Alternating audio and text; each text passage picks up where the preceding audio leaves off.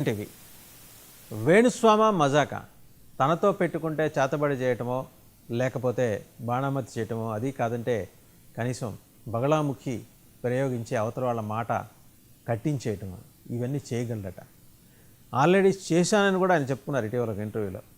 తనతో ఎవరన్నా పెట్టుకుంటా బాబు గోగినేని అని ఒక హేతువాది తరచూ ఈయనతో కయ్యానికి కాలు దిగేవాడు. ఆయన ఈ దేశ సరిహద్దుల్ని దాటించే సముద్రాల అవతల ఆస్ట్రేలియాకి పంపించింది తానే అని కూడా చెప్పుకొచ్చాడు. నిజంగా ఆయన క్షుద్రం అయితే అది పూజ కాదు. ఖచ్చితంగా పూజ అనేది 10 మందికి పనికొచ్చేది, 10 మంది హితం కోరేది. క్షుద్రం అయితే అది పూజ కాదు, ఒకటి నాశనం కోరేది. అది అసలు ఉందా లేదా దాని సంగతి పక్కన పెడితే, తాను చేసిన క్షుద్ర పూజ వల్లే బాబు గోగినేని దేశం విడిచి పరారయ్యాడని వేణుస్వామి చెబుతున్నారు. అలాగే తనతో జర్నలిస్టులు ఎవరైనా పెట్టుకుంటే వాళ్ళకు కూడా ఇదే గతి పడుతుందని. ఎవరైనా విదేశాలకు వెళ్ళే యోగం కావాలనుకుంటే వేణుస్వామితో పెట్టుకుంటే జస్ట్ ఒక చిన్న చేతబడితో ఆయన పంపించేస్తాడు. పెద్దగా మనం వీసాల కోసం వాటి కోసం తిరగక్కర్లా. ఇది దీని అర్థం అనమాట. సరే, ఏదైతేనే రకరకాల కారణాల రీత్యా వేణుస్వామి మళ్ళీ వివాదంలోకి వచ్చాడు. వివాదం సృష్టించుకున్నాడు. ఆయన కోరుకుని సృష్టించుకున్న వివాదం ఇది. ఎందుకంటే మళ్ళీ లైమ్లైట్లోకి రావాలి.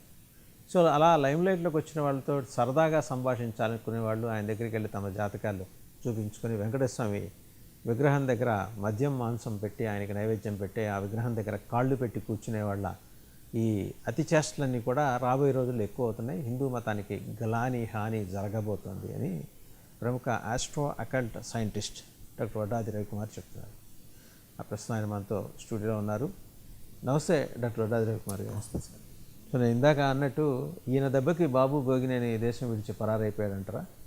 యాక్చువల్గా మనం అవుననే చెప్పాలండి. ఎందుకంటే మీరు కూడా వేణుస్వామిని సమర్థిస్తున్నారు? సమర్థించడం లేదు, కానీ ఖండించడానికి ముందు ఒక విషయం చెప్తున్నాను. అకల్టిజంలోనే అతను ఇలాంటి విపరీతమైన ప్రాక్టీసెస్ చేసి చాలామంది జీవితాలను ఆడుకున్నారనే విషయం మనం బయటపడింది. ఎవరెవరైతే ఆయన ఫాలో అయ్యారో వాళ్ళందరూ ఇబ్బంది పడ్డాం. దాంతోపాటు ఈయనేంటి 100 ఎవరెవరైతే ఆయనతో గొడవ పడ్డారో వాళ్ళు ఇబ్బంది పడ్డారు. వాళ్ళు పడ్డారు. ఆయన పూజలు చేయించి అకల్ట్ ఫామ్స్లో వాళ్ళకి న్యాయం చేస్తానని చెప్పిన వ్యక్తులు కూడా ఎలాగా అంటే ఇబ్బందులు పడ్డారు, ఎలా నాశనం అయిపోయారు అనేది మొన్న ఆయన దగ్గర ఉన్న శిష్యులు, వాళ్ళ దగ్గర ఉన్నటువంటి వ్యక్తులు, ప్లస్ టీవీలో జరిగినటువంటి ఇలాంటి తాంత్రిక పూజలు జరిగిన తర్వాత ఈరోజు అడ్రస్లు లేకుండా పోయిన వ్యక్తుల్ని మనం మొన్న రీసెంట్గా చూశాను. ఆల్మోస్ట్ అతను ఒక రీసెర్చ్నే ఇచ్చున్నారు టీవీలో. నేను ఇప్పుడు ఏమంటున్నానంటే ఆయనకి ఇది బెడిసి కొట్టే టైం అయింది కాబట్టి ఇది పూర్తిగా బెడిసి కొట్టింది. మీరు గమనించినట్టయితే పూర్తిగా ఆయన ఓపెన్గా 1 మంత్ క్రితమే ఒక మాట అన్నారు. నేను బగలాముఖి ఉపాసన చేసి నా శత్రువుల యొక్క వాక్కుని, నా శత్రువులకు ఉనికిని నేను కట్టడి చేస్తాను, అది నేను చేస్తానే ఉంటాను. ఇప్పుడు ఆయన రీసెంట్గా ఆయన ఒక పోస్ట్ పెట్టారు, అందరినీ కాపాడిన నేనే ఇబ్బందుల్లో పడే పరిస్థితి నాకు క్రియేట్ చేశారని. అంటే ఇప్పుడు ఆయన ఏం చేయబోతున్నారు? ఎవరు చేశారు? ఆయన శత్రువులు చేశారా? ఆయన ఉపాసిస్తున్న మరి దశమహా విద్యలు చేశాయా, లేకపోతే ఏమన్నా క్షుద్ర శక్తులు చేశాయా? మనం ఇప్పుడు ఒకటి గమనించాలండి. ఆయన 2018లో నేను ఎవరితోనైతే ఇబ్బంది పడ్డానో వాళ్ళతోనే పడుతున్నానని చెప్పారు. ఇప్పుడు ఆయన దాని తర్వాత రైజ్ అయ్యి దాని తర్వాత ఈరోజు డౌన్ఫాల్ అయ్యారు. మీరు గమనించినట్టయితే అందులో ఆయన పూర్తిగా ఏదైతే క్షుద్రం అని అంటే బగలాముఖి అమ్మవారిని నేను యూజ్ చేసి ఒక స్థాయికి వచ్చాను, నా శత్రువులు ఇచ్చేస్తున్నానంటే మళ్ళీ ఇప్పుడు ఆయనకి ప్లేస్లో కూర్చున్నటువంటి ఒక ప్రముఖ జర్నలిస్ట్ గారికి ఆయన డైరెక్ట్గా థ్రెటనింగ్ కూడా ఇచ్చినట్టే. అందులో ఏంటంటే నా విద్యలకు అంత పట్టుంది, నన్ను కష్టాలకు గురి చేసిన వాళ్ళు ఎవరిని నేను వదలని లాస్ట్ టైం ఆయన 3-4 ఇంటర్వ్యూస్లో కూడా ఆయన ఎవరినైనా కష్టాలకు గురి చేయొచ్చు అంటారా?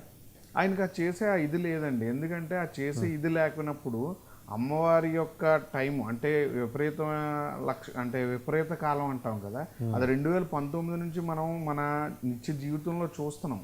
అలాగే విపరీత ఆరాధన అంటే విపరీత ఉగ్రదేవతలను ఆరాధించే విధానాన్ని పొలిటీషియన్స్ దగ్గర నుంచి కామన్ మ్యాన్ వరకు పాటించడం 2020 నుంచి మనం చూస్తూనే ఉన్నాం. అందులో దాన్ని ఎగ్జాక్ట్ టైంలో ఆయన క్యాచ్ చేసుకొని దానివల్ల విపరీతమైన ధనాన్ని సంపాదించారు. ఆయన డైరెక్ట్గా చెప్తున్నారు, 2019 ముందు నా దగ్గర ఏమీ లేదు, నేను ఒక జీరో, నాది నార్మల్ ఒక పౌరోహిత్యం పాండిత్యంతో కూడుకున్నటువంటి విద్య.